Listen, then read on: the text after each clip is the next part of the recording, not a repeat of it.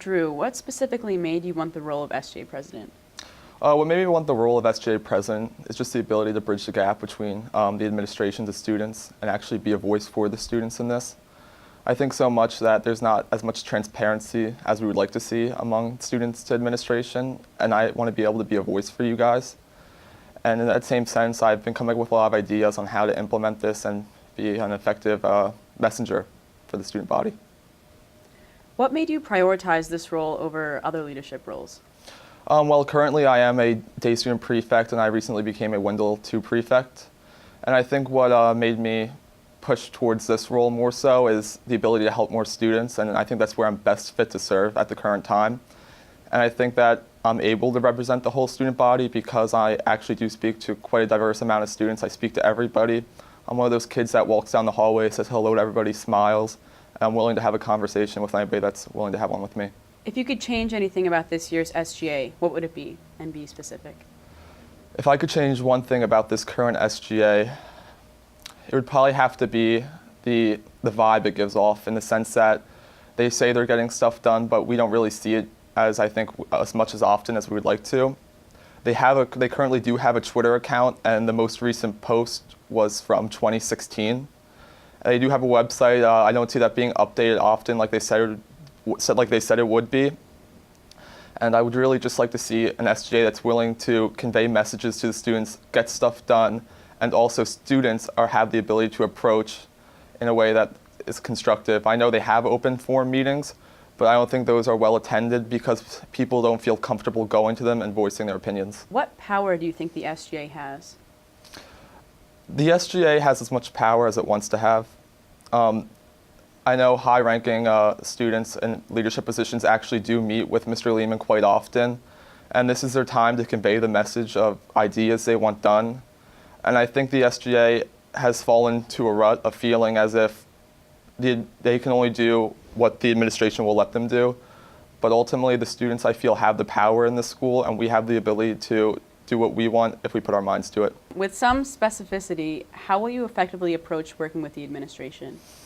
That's a great question. How I would most effectively start working with the administration is actually, I just recently had a meeting with Mr. Lehman, and something that we've been talking about is actually constructing an open forum between administration and students where it will allow, let's say, 20 students to sign up at a time, and the first 20 to respond will be able to go to an open meeting with Mr. Lehman and SGA representatives, and with no clear topic or idea, just allow students to discuss what's currently going on at Hill and what they would like to see done. Because although the SGA might be able to get the ideas from the student, it really won't go forward unless administration's on board with that idea and it can be done effectively. Without having a primary caucus this year, you only have one chance to speak to the voters rather than two. What strategies will you use specifically to make sure your message is reached most effectively? To get my point across most effectively, what I'm going to be implementing is just talking about my ideas and other students' ideas that have come forth to me. I'm not going to spend time going after other students or speaking about what has gone wrong. It's more so at this point about going forward and what's going to be done and how I can best help. In your eyes, what is the relationship between the SGA and the student body? And more specifically, how do you plan on utilizing it? I think under the current administration, it's kind of a disconnect between the SGA and student bodies.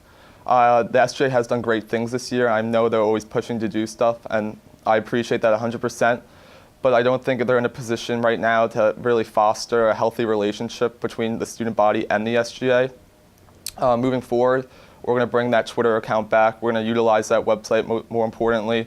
We're going to give off the vibe that we want students to come to us with their ideas, and that no ideas are too small for us to tackle. And what are 3 goals specifically that you have that you would have as SGA president?